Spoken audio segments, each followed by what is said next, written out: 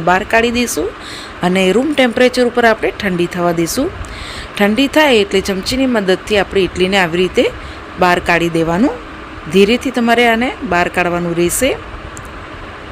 આ રીતે તમારી ઇડલી બહાર કાઢીને તમે જોઈ શકો છો.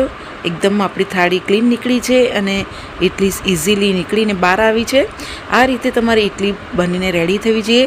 એકદમ જ પાછળથી તમે જોઈ શકો છો જાળીદાર બનીને રેડી થઈ છે, સોફ્ટ થઈ છે અને પરફેક્ટ ઇડલી બનીને રેડી થઈ છે. આ રીતે બધી જ મસાલા ઇડલી બનાવીને રેડી કરી દેવાની. હવે આપણે આ ઇડલીને આપણે સર્વ કરી લઈએ. અહીંયા આપણી બધી જ મસાલા ઇડલી સર્વ કરીને રેડી છે. આ રીતે ઇડલી તમે મસાલાને એકવારથી જરૂરથી બનાવજો. આ ઇડલી તમે બાળકોના લંચ બોક્સમાં, સવારે ઇવનિંગમાં કે પછી નાસ્તામાં જ્યારે બી તમને ભૂખ લાગે ત્યારે તમે આ ઇડલી ઇન્સ્ટન્ટ બનાવીને ખાઈ શકો છો. અને તમને જો મારી આવી નવી